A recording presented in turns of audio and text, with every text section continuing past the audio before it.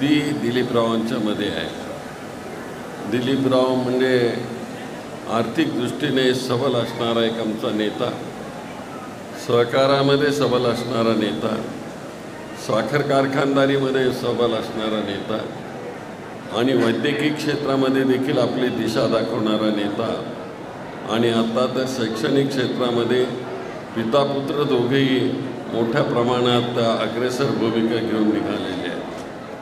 ग्रामीण भागातून आलेलं नेतृत्व हे एवढ्या चांगल्या प्रकारे महाराष्ट्रातल्या तरुण पिढींना शैक्षणिकदृष्ट्या उभं करण्याचं जे काम करतात, मला खूप कौतुक वाटतं की ब्रह्मदेव मानेंचं देखील असंच होतं की त्यांनी एकदा देशातल्या अर्थतज्ञांना बोलावलं होतं। मी त्यांना विचारलं, तुम्ही यांना कसं काय बोलावलं? म्हणाले की ते लोकशिक्षण आपल्याला कळतं सुशील कुमार, पण हे सामान्य माणसाला कळत नाही। आणि ही जाण ब्रह्मदेव मानेंना होती। फायनान्समध्ये आर्थिक दृष्टीमध्ये काम करणारी ही साधी गोष्ट नाही आहे। अर्थकारण समजणं ही काय साधी गोष्ट नाही।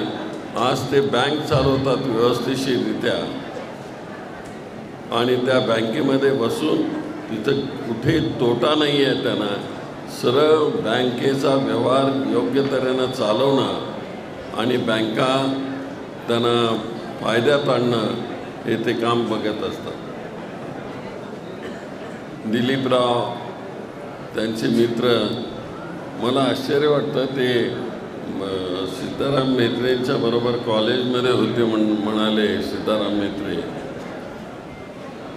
आणि हे तर तेवढंच सांगितलं त्याने, पण सीताराम म्हेत्रेंनी कॉलेजमध्ये त्यांनी काय खोड्या केल्या हे सांगितलंच नाही।